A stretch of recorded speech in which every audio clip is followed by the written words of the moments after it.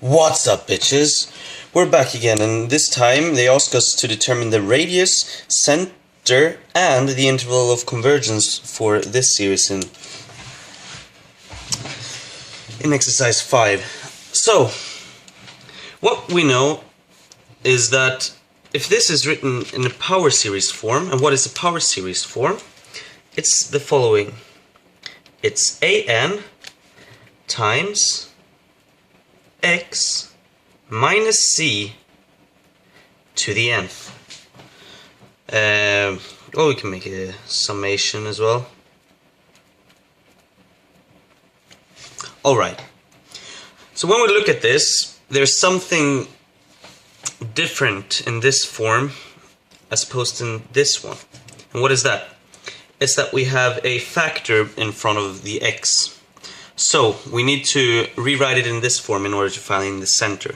So how do we do that?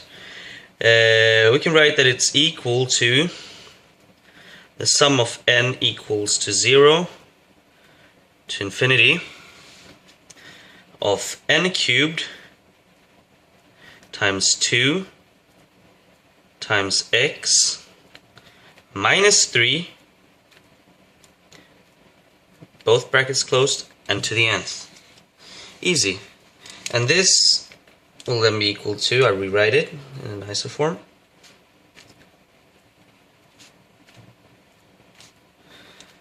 as n cubed times 2 to the nth x minus 3 halves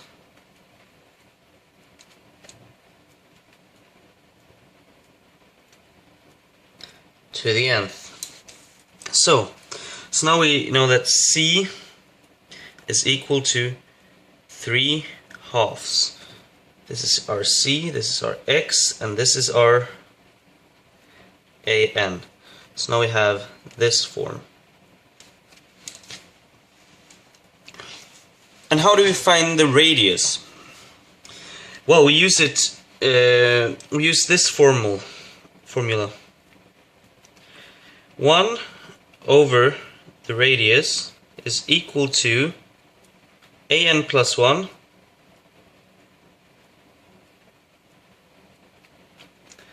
divided by an. And the limit of this, I wrote it afterwards, you're supposed to write it before, but you all motherfuckers know that already. I ain't gotta teach you shit when it comes to that. So, what is this? So we know that then we can write that r is equal to an. And what is an? N cubed times 2 to the n divided by n plus 1 cubed times 2 to the n plus 1. And the limit of this as n goes to infinity, which turns out to be a half, equals the radius.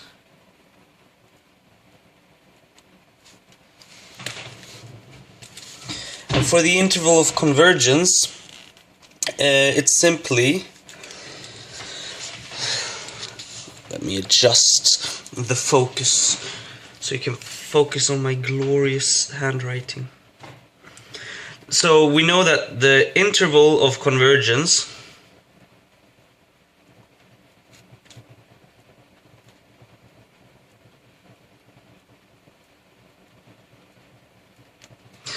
is equal to the center minus the radius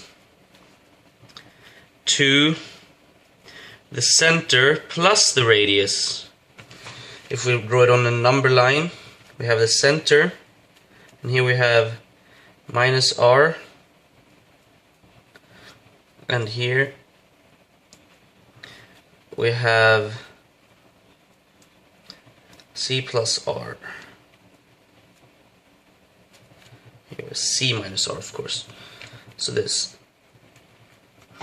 But we need to check the endpoints.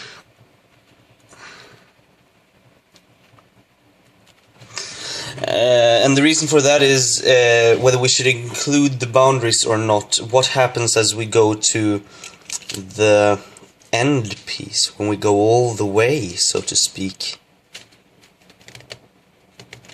Or some finger manipulating skills. Bam! So how do we figure out what happens at the endpoints, whether it converges or diverges? Well, the only way to find out is to test what the base of the end power is at the endpoints. So at the endpoints it will be equal to,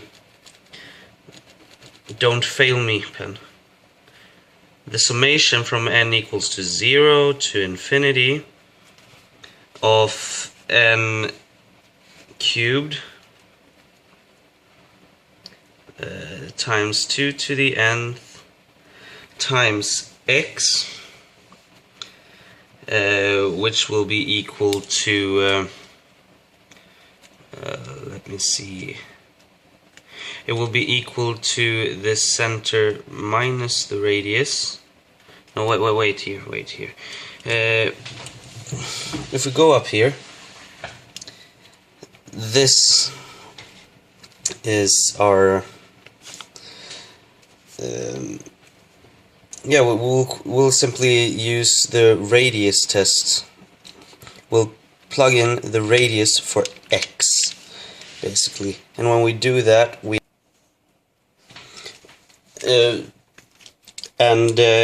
just plug in the values of x, these two values, c minus r and c plus r for x, and what we get is, in the first case, when we take 1, we get minus 1 to the nth, quite frankly. I thought I was going to write a fraction, but I didn't. Psych! That's the wrong way of writing. But anyways, you get it. And this will obviously diverge, because it breaks the condition that the next term relative to the previous term has to be smaller than it. This will always increase, since it's an alternating series, but the next term will always increase. That's why it will diverge. And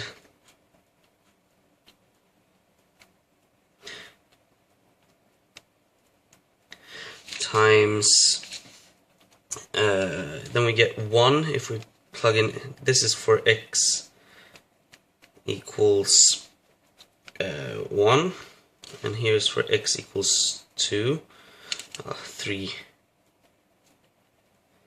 halves plus half, or 3 halves minus half, so you know where we got it from. It's this we got it from. I can write it here as well, and this is 1 and 2. And this will also diverge, because the next term will always be greater than the previous term, so it's impossible for it to diverge, converge. Bitches.